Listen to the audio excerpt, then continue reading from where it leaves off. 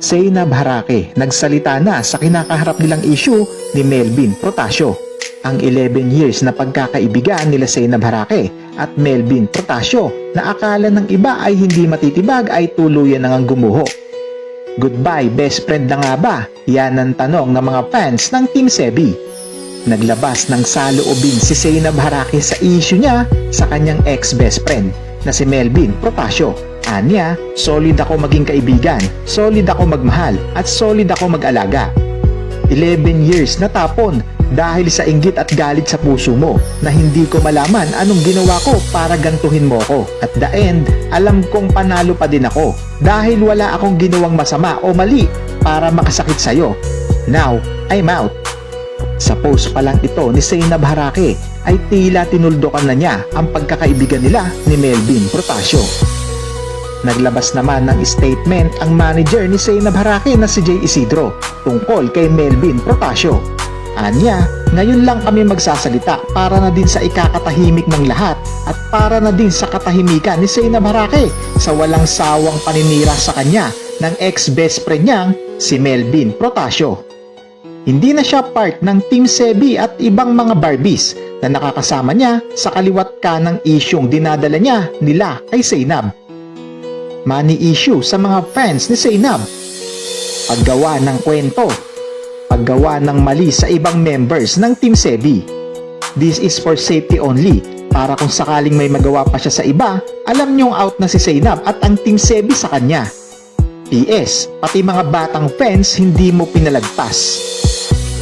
Kaibigang tumalikod, tinuring na kapatid, kinalimutang inalalayan ko siya sa pagtawid. Hindi mo dapat na gawin na siraan ng palihim ang taong nagturo sa'yo ng liwanag sa dilim. Kasama mo ng matagal, nagawa mong kagatin, ganun ang ahas paggutom kahit sino tutuklawin. Hindi naman ikinatuwa ng fans nila Zainab Harake at Melvin Protasio ang balitang ito.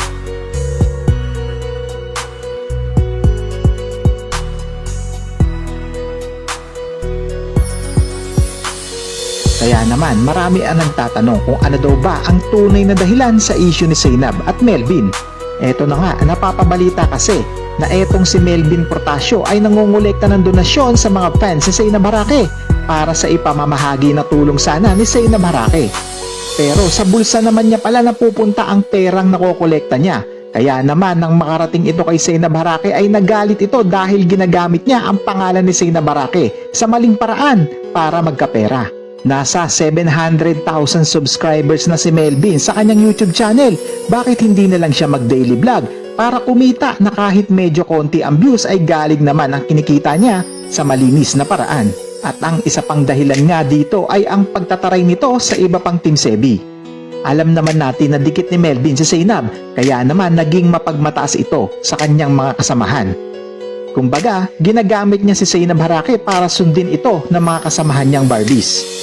At ang huli nga ay ang paninira niya kay Zainab na lalong hindi kinatuwa ni Zainab Harake.